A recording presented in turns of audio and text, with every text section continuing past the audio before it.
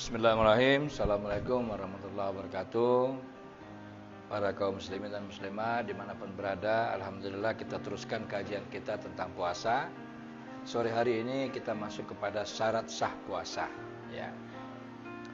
Jadi pada dasarnya syarat sah puasa ini hampir sama dengan syarat wajib puasa. Ya, hampir sama. Jika syarat wajib puasa lebih pada kondisi seseorang secara keseluruhan, maka syarat sah adalah kondisi ketika akan melakukan puasa. Ya, jadi ketika akan melakukan, ya. Yaitu Islam dalam sepanjang hari, suci dari haid dan nifas, serta balik. Untuk puasa Ramadan ada tambahan syarat, yaitu harus masuk waktu. Tidak sah puasa Ramadan jika belum masuk waktu bulan Ramadan. Sebagaimana sabda Nabi sallallahu alaihi wasallam, hadis riwayat Bukhari, janganlah salah satu dari kalian mendahului Ramadan dengan puasa sehari atau 2 hari sebelumnya, kecuali seseorang yang pada saat itu memang sedang menjalankan puasa, yaitu puasa sunnah yang dikerjakan secara rutin, maka hendaklah ia tetap melanjutkan puasanya. Sementara untuk mengetahui bulan Ramadan sudah datang atau belum dengan cara melihat bulan yang baru.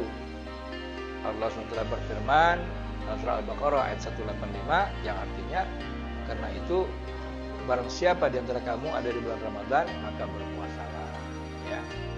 Juga sabda Rasulullah, hadis riwayat muttafaqun alaih, jika kalian melihat hilal atau bulan maka berpuasalah.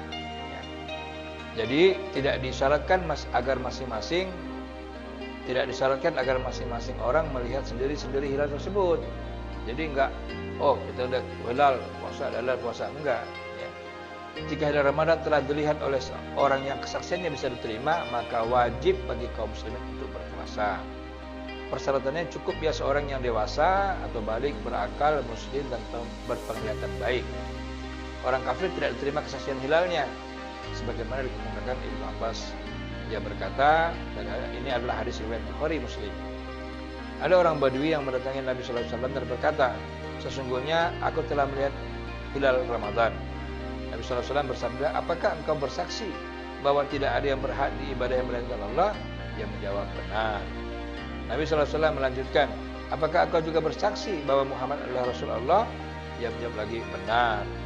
Nabi sallallahu alaihi wasallam bersabda, wahai Bilal, umumkanlah kepada orang-orang hendaklah mereka berpuasa besok. Ya. Jadi jika persyaratan kesaksian sudah dipenuhi, satu orang pun telah memenuhi syarat seperti yang dikatakan oleh Ibnu Umar. Ini hadis riwayat Abu Daud. Pada saat orang-orang berusaha untuk melihat hilal Ramadan, aku memberitahu Nabi sallallahu alaihi wasallam bahwa aku telah melihatnya. Kemudian beliau berpuasa dan menyuruh orang-orang untuk berpuasa. Selain dengan cara melihat bulan, bisa saja untuk mengetahui bulan Ramadan dengan cara menyempurnakan bilangan bulan Sa'ban menjadi 30 hari. Hal ini dilakukan jika cuaca mendung dan bulan sulit terlihat. Jika bulan Sa'ban sudah genap 30 hari, maka pasti besoknya adalah tanggal 1 Ramadan. Nabi sallallahu alaihi wasallam bersabda, berpuasalah kamu karena melihat bulan dan berbukalah kamu karena melihat bulan. Jika mendung, maka sempurnakanlah bulan Sa'ban menjadi 30 hari. Hadis riwayat Muslim. Dalam hadis lain yang dikemukakan bahwa Aisyah juga berkata, perhatian Nabi sallallahu alaihi wasallam terhadap bulan Sa'ban tidak seperti perhatian beliau terhadap bulan-bulan lain. Beliau berpuasa karena melihat hilal Ramadan. Jika mendung, beliau menyempurnakan Sa'ban menjadi 30 hari. Setelah itu beliau berpuasa. Hadis riwayat Ibnu Khuzaimah.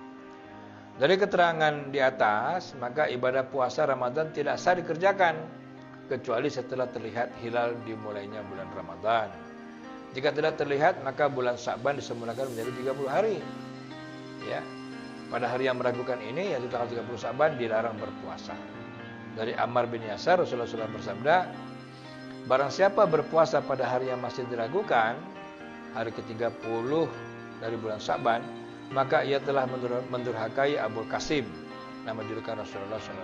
Hadis riwayat Abu Daud. Itulah beberapa hal yang perlu diperhatikan sebelum puasa atau memasuki bulan Ramadan. Ya. Nah, kajian berikutnya adalah tentang rukun puasa. Nah, Rukun puasa adalah sesuatu yang berkaitan dengan ibadah puasa itu sendiri. Jika rukun itu tidak dijalankan, maka tidak sah ibadah puasanya. Tidak seperti ibadah-ibadah lain yang banyak rukunnya. Puasa cukup ringkas, meskipun pelaksanaan tentu tidak semudah itu. Ya. Rukun puasa hanya 2. Ya, ini yang paling ringkas itu adalah rukun puasa.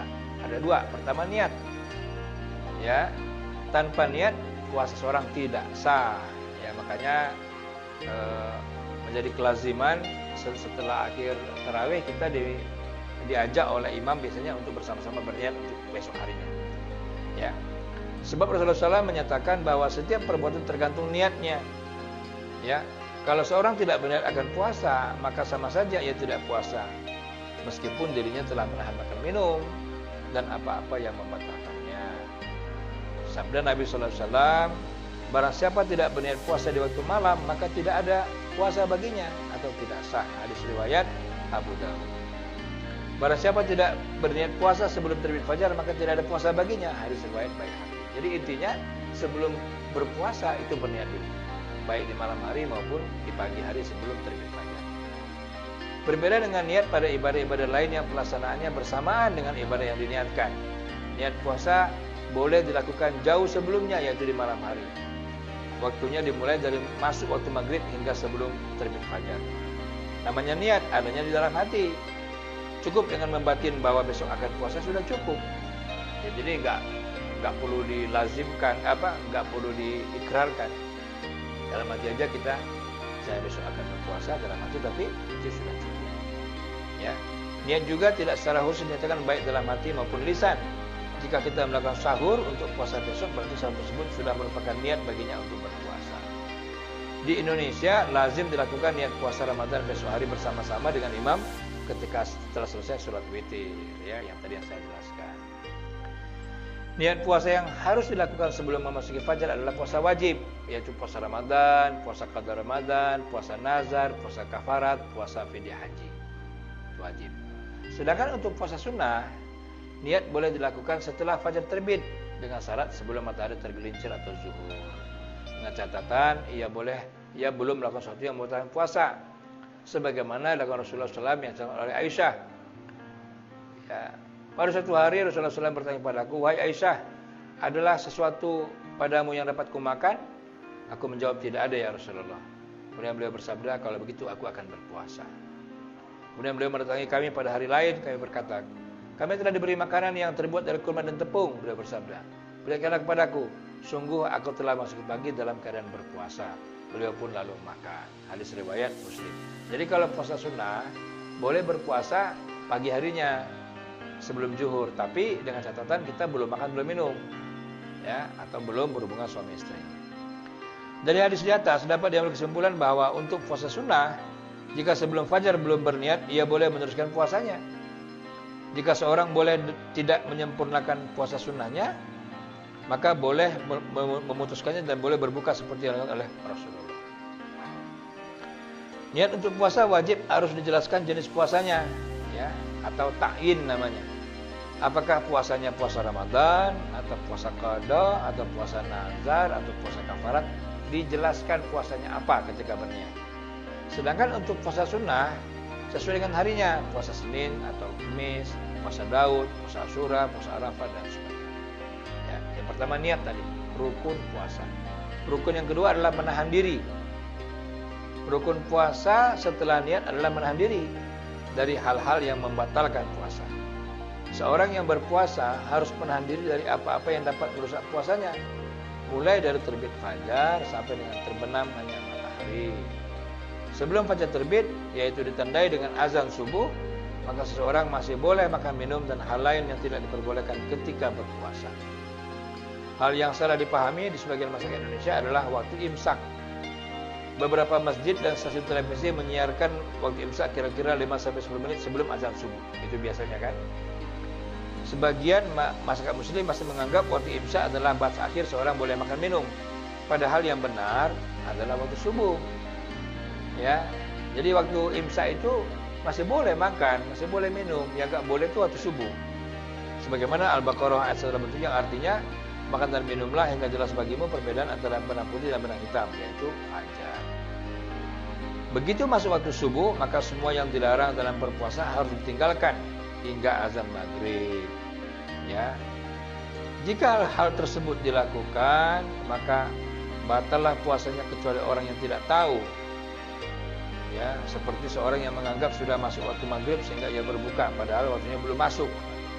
Ya, nah, jadi apa saja yang bisa membatalkan atau merusak puasa akan dibahas di waktu yang berikutnya. Ya, besok hari kita akan bahas. Intinya adalah jika seseorang melakukan atau terjadi apa-apa yang membatalkan puasa, maka puasanya pada hari itu rusak dan dia harus tentunya sesuai dengan ketentuan. Ya, jadi rukun puasa ada dua, pertama niat, yang kedua menahan diri. Ya, menahan diri. Ya, jadi itu yang bisa kita bahas pada sore hari ini. Besok insya Allah kita akan bahas puasa seperti apa yang rusak. Ya, jangan kemana-mana, tetap pada frekuensi yang sama. Assalamualaikum warahmatullahi wabarakatuh.